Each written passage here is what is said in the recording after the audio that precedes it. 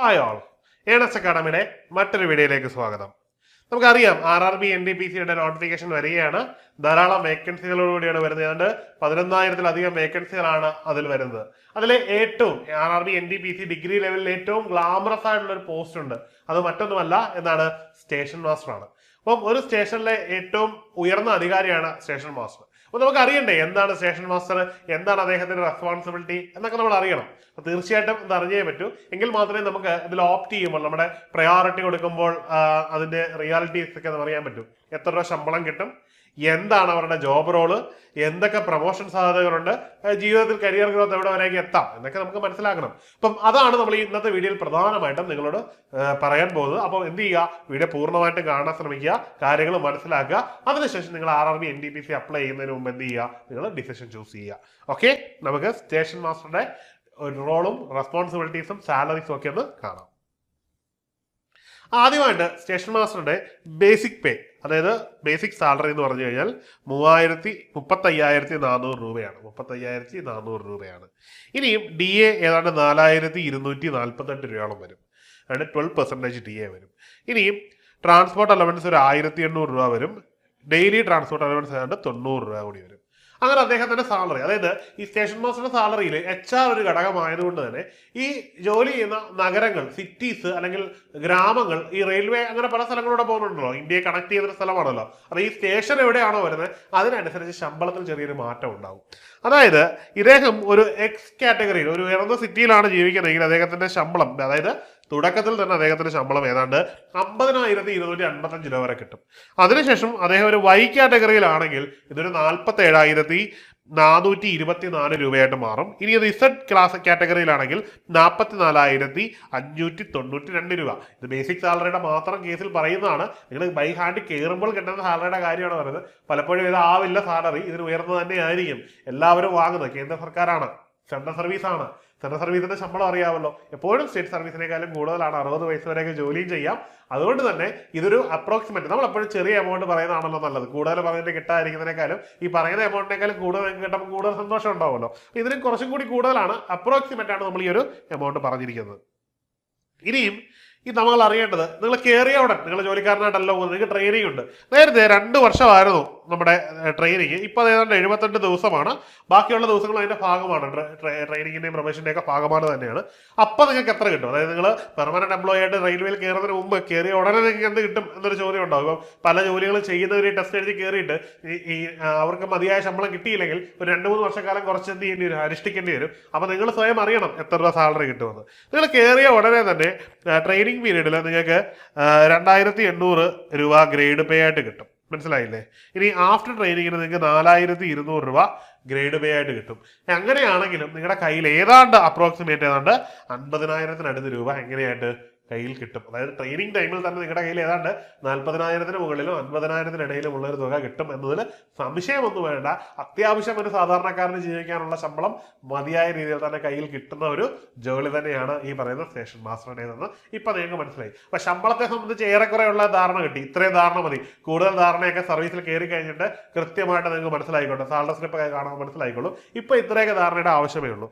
ഇനി നമ്മൾ മനസ്സിലാക്കേണ്ടത് അലവൻസസ് ആണ്. ഇവർക്ക് എന്തെങ്കിലും അലവൻസ് കിട്ടും എന്ന് കൂടി അറിയണമല്ലോ. കാരണം ശമ്പളത്തിന് വേണ്ടി മാത്രമല്ലോ, അതങ്ങനെയാണെങ്കിൽ നമുക്ക് ഒരു പ്രൈവറ്റ് സെക്ടറിൽ ജോലി ചെയ്താൽ മതി. ഇനി സർക്കാർ ജോലിയുടെ പ്രത്യേകത ധാരാളം അലവൻസുകളുണ്ട്, വെറുതെ കുറെ അലവൻസുകൾ കിട്ടും. പ്രത്യേകിച്ച് റെയിൽവേയിൽ കൂടുതലാണ്. അത് എന്തൊക്കെയാണെന്ന് നമുക്ക് നോക്കാം.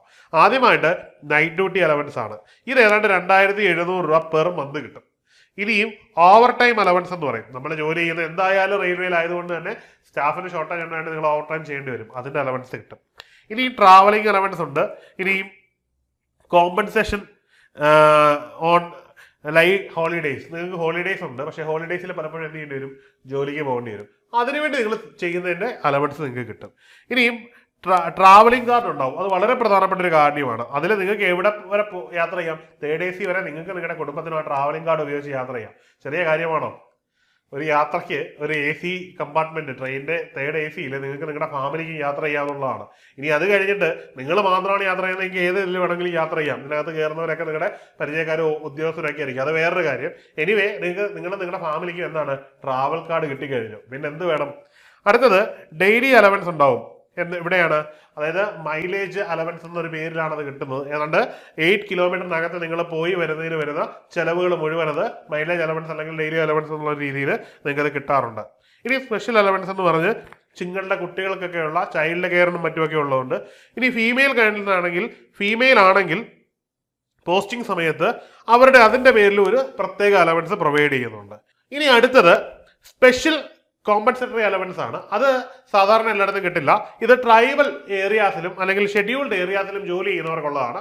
അങ്ങനെ നിരവധിയായിട്ടുള്ള അലവൻസുകളാണ് ഇവിടെ നമ്മളെ തേടിയിരിക്കുന്നത്. അപ്പോൾ അന്ന് ആലോചിച്ച് നോക്ക്, സാലറിക്ക് തത്തുല്യമായ എമൗണ്ട് ചിലപ്പോൾ എന്ത് കിട്ടും, നമുക്ക് അലവൻസ് ആയിട്ട് അക്കൗണ്ടിൽ ക്രെഡിറ്റ് ആവുമെന്ന് കൂട്ടിക്കോ, അല്ലെങ്കിൽ സാലറിയുടെ 60% നിങ്ങൾക്ക് ക്രെഡിറ്റ് ആയിരിക്കും. അപ്പം സാലറി എത്രത്തോളം കൂടും എന്നത് ഈ കൂടുതൽ ഞാൻ പറയണ്ടല്ലോ. അപ്പൊ ജോബ് പ്രൊഫൈൽ ഏറെക്കുറെ സാലറി വൈസ് എന്താണെന്ന് മനസ്സിലായല്ലോ. ഇനിയും ജോബിന്റെ പ്രൊഫൈലാണ് സ്റ്റേഷൻ മാസ്റ്റർ എന്തൊക്കെ ജോലി ചെയ്യണമെന്നുള്ളതാണ്. സ്റ്റേഷൻ മാസ്റ്റർ സ്റ്റേഷനിലെ സർവ്വ ഉത്തരവാദിത്തങ്ങളുള്ള ഒരാളാണ്. ജോലി അത്യാവശ്യം ടെൻഷനുള്ള ജോലിയാണ്, അല്ലാന്ന് പറഞ്ഞാൽ അത് കളവായി പോകും. ഇനിയും station master is charge of running trains at the station. അതായത് സ്റ്റേഷനുകളിൽ വന്നു പോകുന്ന ട്രെയിനുകൾ, അതായത് അവരുടെ സ്റ്റേഷൻ പരിധിയിലേക്ക് എൻട്രി ചെയ്ത് ആ സ്റ്റേഷൻ പരിധി വിട്ടുപോകുന്ന വരെയുള്ളതിന്റെ അതോറിറ്റി അദ്ദേഹമാണ്. ഇനിയും എല്ലാ കാര്യങ്ങളും കൃത്യമായിട്ട് നടക്കുന്നു അല്ലെങ്കിൽ ആ സ്റ്റേഷൻ പരിധിയിൽ നടക്കുന്നു എന്ന് ഉറപ്പുവരുത്തേണ്ട അതോറിറ്റിയും ഇദ്ദേഹം തന്നെയാണ്. ഇദ്ദേഹത്തിന് ആ സ്റ്റേഷനുമായിട്ട് ബന്ധപ്പെട്ടിട്ടുള്ള എല്ലാ കാര്യങ്ങളും അൺലിമിറ്റഡ് ആയിട്ടുള്ള റെസ്പോൺസിബിലിറ്റിയാണ്. വരുന്ന പാസഞ്ചേഴ്സിന്റെ അമ്യൂണിറ്റീസ്, അവിടുത്തെ ഇഷ്യൂസ്, എന്ത് പ്രശ്നമുണ്ടോ അതിന്റെ എല്ലാം അവസാന അതോറിറ്റി അയാളാണ്. അദ്ദേഹം തന്നെ എന്ത് ചെയ്യേണ്ടി വരും, മുകളിലുള്ള അതിന്റെ ടോപ്പ് ബ്രാസ് ഉദ്യോഗസ്ഥർക്ക് ആൻസറബിൾ ആണ്. താഴോട്ടുള്ള ഉദ്യോഗസ്ഥരുടെ കാര്യങ്ങൾ നടപ്പിലാക്കുകയും ചെയ്യേണ്ടതാണ്.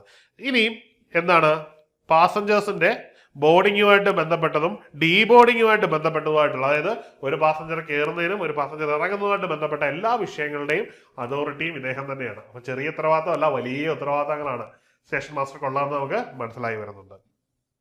ഇനിയും ഷിഫ്റ്റ് അടിസ്ഥാനത്തിലായിരിക്കും ഇദ്ദേഹം വർക്ക് ചെയ്യുന്നത്. അതായത് ഒരു സ്റ്റേഷനിൽ ചിലപ്പം ഒന്നിലധികം മാസ്റ്റേഴ്സ് ഉണ്ടായിരിക്കും. കാരണം ഇത്രയും ഹെസ്റ്റിക് ഡോർ ഒരാൾക്ക് ചെയ്യാൻ പറ്റുമോ? ഇല്ല.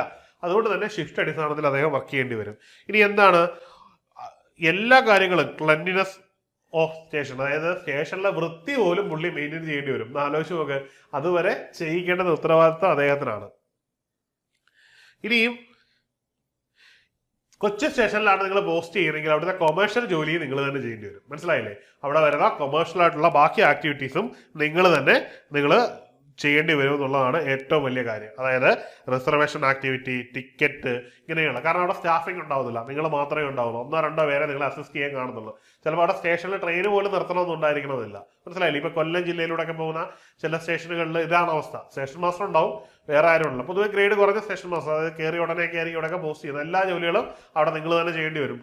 ട്രെയിനുകളൊന്നും നിർത്തില്ല, വല്ലപ്പോഴും രാവിലെ വൈകിട്ട് ഒരു പാസഞ്ചർ നിർത്തിയാലായി, അത്രയേ ഉള്ളൂ. ഇനിയും ബാക്കി എല്ലാ കാര്യങ്ങളും, അതായത് എന്താ പറയുന്നത്, മാനേജറുടെ റെസ്പോൺസിബിലിറ്റി വരെ അദ്ദേഹം എന്ത് ചെയ്യണം, ഒരു സ്റ്റേഷനിൽ ചെയ്യണം എന്നുള്ളതാണ് നമുക്ക് ഇവിടെ നിന്ന് മനസ്സിലാവുന്നത്. അപ്പോൾ അത് ഏറെക്കുറെ അദ്ദേഹത്തിന്റെ റെസ്പോൺസിബിലിറ്റീസ് ഒക്കെ മനസ്സിലായി കാണും. അത്ര ചെറിയ ജോലിയല്ല, തലവേദനയുള്ള, നല്ല റെസ്പോൺസിബിലിറ്റി ഉള്ള, എന്നാൽ അത്യാവശ്യം സ്റ്റാറ്റസ് ഉള്ളൊരു ജോലിയാണ്. ഇനി നമ്മൾ നോക്കാൻ പോകുന്നത് സ്റ്റേഷൻ മാസ്റ്ററുടെ കരിയർ ഗ്രോത്ത് ആണ്. വളരെ ഇമ്പോർട്ടന്റ് ആണ് അദ്ദേഹത്തിന്റെ കരിയർ ഗ്രോത്ത്. നമ്മളിതിൽ കയറിയിട്ട് കാര്യമില്ല, നമുക്ക് എന്താവാം എന്നുകൂടി അറിയണമല്ലോ. അദ്ദേഹത്തിന്റെ ഫസ്റ്റ് പോസ്റ്റിംഗ് സ്റ്റേഷൻ മാസ്റ്റർ ആണ്. സ്റ്റേഷൻ മാസ്റ്ററുടെ നെക്സ്റ്റ് പ്രൊമോഷൻ ലേജ് എന്ന് പറഞ്ഞാൽ സ്റ്റേഷൻ സൂപ്രണ്ടന്റ് ആണ്. സ്റ്റേഷൻ സൂപ്രണ്ടന്റ് ആണ്. സൂപ്രണ്ടന്റിന് അടുത്ത പോസ്റ്റ് എന്ന് പറഞ്ഞാൽ അസിസ്റ്റന്റ് ഓപ്പറേഷൻ മാനേജർ. മറ്റ് പോസ്റ്റുകളിലും ഇത് തന്നെയാണ്. അവരും ഈ പോസ്റ്റ് കഴിഞ്ഞിട്ട് നേരെ എത്തുന്നത് എവിടെ ആയിരിക്കും, അസിസ്റ്റന്റ് ഓപ്പറേഷൻ മാനേജർ എന്ന് പറയുന്ന പോസ്റ്റിലേക്കായിരിക്കും എത്തുന്നത്. അതായത് NDPC-യിൽ നിങ്ങൾ വരുന്ന ഏതാണ്ട് ഓഫീസർ റാങ്കിലെല്ലാം അവരും എത്തപ്പെടുന്ന ഏറ്റവും ടോപ്പ് ബ്രാസ് പോസ്റ്റാണ് അസിസ്റ്റന്റ് ഓപ്പറേഷൻസ് മാനേജർ. ഇതെന്ന് പറഞ്ഞാൽ പൊതുവെ സിവിൽ സർവീസുകാർ എത്തുന്ന ആദ്യത്തെ പോസ്റ്റാണ്. നമ്മുടെ പോലീസിലെ ASP എന്നൊക്കെ പറയുന്ന പോലെ, സബ് കളക്ടർ, ഡെപ്യൂട്ടി കളക്ടർ എന്നൊക്കെ പറയുന്ന പോലെ ഉള്ളൊരു പോസ്റ്റാണ് അസിസ്റ്റന്റ് ഓപ്പറേഷൻസ് മാനേജർ. അതിനുശേഷം ഡിവിഷണൽ ഓപ്പറേഷൻസ് മാനേജർ. ഈ ഒരു പോസ്റ്റ് വരെയാണ് നോർമൽ ഒരു പ്രൊമോഷൻ സ്കോപ്പിലുള്ളത്. ഇനി ഇത് കൂടാതെ സ്റ്റേഷൻ മാസ്റ്റർക്ക് എന്തുണ്ട്, ടെസ്റ്റ് എഴുതാനുള്ള അവസരമുണ്ട്. അതായത് 5 വർഷം 8 വർഷം ഇങ്ങനെയുള്ള വ്യത്യസ്തങ്ങളായിട്ടുള്ള പ്രായങ്ങളിൽ, സർവീസ് കാലഘട്ടങ്ങളിൽ നിങ്ങൾക്ക് ഡിപ്പാർട്ട്മെന്റ് ടെസ്റ്റിനുള്ള പ്രിവിലേജ് ഉണ്ട്. ഈ ഡിപ്പാർട്ട്മെന്റ് ടെസ്റ്റ് നിങ്ങളുടെ ഭാഗ്യത്തിന് നേരത്തെ വരികയാണെങ്കിൽ 5 വർഷം തികയുകയാണെങ്കിൽ നിങ്ങൾക്ക് അത് കിട്ടും, അല്ലെങ്കിൽ 8 വർഷം തികയുകയാണെങ്കിൽ അത് കിട്ടും. അതിൽ ഏതെങ്കിലും ടെസ്റ്റ് എഴുതുമ്പോൾ നിങ്ങൾക്ക് ഡയറക്റ്റ് സ്റ്റേഷൻ മാസ്റ്ററിൽ നിന്ന് അസിസ്റ്റന്റ് ഓപ്പറേഷൻസ് മാനേജർ എന്ന് പറയുന്ന പോസ്റ്റിലേക്ക് എത്താൻ പറ്റും. അങ്ങനെ എത്താൻ വളരെ കോമ്പറ്റീഷൻ ഉള്ള ഒരു എക്സാമാണ്. അത് നിങ്ങൾ എത്തുകയാണെങ്കിൽ നിങ്ങൾ ഈ പറയുന്നതിന് മുകളിലേക്ക് എത്തും. കാരണം 8-9 വർഷം കൊണ്ട്, 10 വർഷം കൊണ്ട് എത്തുകയും ഒരു 50-ാമത്തെ വയസ്സിൽ അവിടെ എത്തുകയും പിന്നീട് ഒരു 10 വർഷം കൊണ്ട് നിങ്ങളുടെ കരിയർ ഗ്രാഫ് വളരെ ഉയരത്തിലേക്ക് എത്തുകയും ചെയ്യും. അപ്പോൾ ഇതിന് മുകളിലേക്കൊക്കെ എത്തിയായിരിക്കും നിങ്ങൾ റിട്ടയർ ആവുന്നത്. ജസ്റ്റ് ഒന്ന് പറഞ്ഞു എന്നേ ഉള്ളൂ. അങ്ങനെ ധാരാളം ഓപ്പർച്യൂണിറ്റീസ് ഉള്ളൊരു തസ്തിക കൂടിയാണ് ഈ സ്റ്റേഷൻ മാസ്റ്റർ എന്ന് പറയുന്നത്. ഇനി ഇതിന്റെ കരിയർ ഗ്രാഫ് ജസ്റ്റ് ഒരു പിക്ടോറിയലായിട്ട് റെപ്രസെന്റ് ചെയ്തിരിക്കുകയാണ്. എന്താണ് ഏറ്റവും ടോപ്പ് ബ്രോസ്റ്റിൽ ഡിവിഷണൽ ഓപ്പറേഷൻസ് മാനേജർ ആവും. അതിനുശേഷം ആദ്യം നിങ്ങൾ സ്റ്റേഷൻ മാസ്റ്റർ ആവും. അതിനുശേഷം സ്റ്റേഷൻ സൂപ്രണ്ട് ആവുന്നു, അസിസ്റ്റന്റ് ഓപ്പറേഷൻസ് മാനേജർ ആവുന്നു, ഡിവിഷണൽ ഓപ്പറേഷൻസ് മാനേജർ ആവുന്നു. അങ്ങനെ ഒരു വലിയ ഒരു അവസ്ഥയിലേക്ക് നിങ്ങൾ എത്തുന്നതായിട്ടാണ് നമ്മൾ കാണാൻ പറ്റുന്നത്. ഇതൊരു വളരെ വലിയ സ്റ്റാറ്റസ് ഉള്ള ഒരു പോസ്റ്റാണ്. നിങ്ങൾ നന്നായിട്ട് പ്രിപ്പയർ ചെയ്യുക. നിങ്ങൾ എപ്പോഴും നിങ്ങളുടെ പ്രിഫറൻസ് അനുസരിച്ച് നിങ്ങൾ പ്രിഫറൻസ് വെച്ച് തന്നെ പോവുക എന്നുള്ളതാണ് എനിക്ക് പറയാനുള്ളത്. ഇനി പറയാനുള്ളത്, ഇത്രയും നല്ല പോസ്റ്റ് ആകുമ്പോൾ തന്നെ ഇത്രയും ധാരാളം കോമ്പറ്റീഷൻ ഉള്ള ഒരു മേഖലയാണ് റെയിൽവേ എന്ന് പറയുന്നത്. വടക്കേന്ത്യയിലേക്ക് ധാരാളം ആൾക്കാർ നന്നായിട്ട് എഫർട്ട് ഇട്ട് തന്നെ പ്രിപ്പയർ ചെയ്യുകയാണ്. അതുകൊണ്ട് തന്നെ നമ്മൾ കൃത്യമായിട്ട് പ്രിപ്പയർ ചെയ്തില്ലെങ്കിൽ നമ്മുടെ പങ്കാളിത്തം കുറയും എന്നുള്ള കാര്യത്തിൽ സംശയം വേണ്ട. നമ്മുടെ എഫർട്ടാണ് ഏതൊരു സക്സസിന്റെയും ബാക്ക് ബോൺ എന്ന് പറഞ്ഞാൽ നിങ്ങൾ നന്നായിട്ട് എഫർട്ട് ഇട്ട് കൃത്യമായിട്ട് പ്രിപ്പയർ ചെയ്താൽ നിങ്ങൾക്ക് പരീക്ഷ നിഷ്പ്രയാസം ട്രാക്ക് ചെയ്യാൻ പറ്റും. സിലബസ് ഓറിയന്റഡ് ആയിട്ട് പഠിക്കുക, കൃത്യമായിട്ട് നിങ്ങൾ ആ ഒരു സിലബസ് ഫോളോ ചെയ്യുക എന്നുള്ളതാണ്. CBT 1 ഏതാണ്ട് 70-80 മാർക്കെങ്കിലും ഉണ്ടെങ്കിലേ നമുക്കത് ക്രാക്ക് ചെയ്യാൻ പറ്റുകയുള്ളൂ. അതിന് കൃത്യമായി പ്രിപ്പറേഷൻ വേണം. സിലബസ് ഓറിയന്റഡ് ആയിട്ടാണ് പഠിക്കേണ്ടത്. അതിന് ഏണസ്റ്റ് അക്കാഡമി നിങ്ങളുടെ ഒപ്പമുണ്ട്. ഏണസ്റ്റ് അക്കാഡമിയുടെ 6ാം NDPSC കോഴ്സ് വളരെ ശക്തമായിട്ട് തന്നെ കണ്ടിന്യൂ ചെയ്തു പോവുകയാണ്. അഡ്മിഷനുകളൊക്കെ നന്നായിട്ട് നടക്കുകയാണ്. നിങ്ങൾ എത്രയും പെട്ടെന്ന് കോഴ്സിൽ ജോയിൻ ചെയ്യുക, നിങ്ങൾ പഠനം തുടങ്ങുക, എത്രയും പെട്ടെന്ന് നിങ്ങളൊരു കേന്ദ്ര സർക്കാർ ജോലിക്കാരനാകുക എന്നുള്ളതാണ്. റെയിൽവേയിലെ തന്നെ ഒരു നല്ല ഉദ്യോഗസ്ഥനായിട്ട് മാറുക എന്നുള്ളതാണ് നിങ്ങളുടെ ലക്ഷ്യം. ഇനി അധികം സമയമില്ല, 6 മാസത്തിനുള്ളിൽ എല്ലാം സംഭവിക്കുമെന്ന് ഓർത്തുകൊള്ളുക. അപ്പം ഇനി അധികം സമയം കളയാതെ നിങ്ങളുടെ പ്രിപ്പറേഷൻ വളരെ വേഗം തുടങ്ങുന്നതാണ് നിങ്ങളെ സംബന്ധിച്ചിടത്തോളം നിങ്ങൾക്കുള്ള ഏറ്റവും നല്ല മാർഗമെന്ന് ഞാൻ പറയുന്നു. അപ്പം മറ്റൊരു വീഡിയോയുമായി കാണാം. Good bye.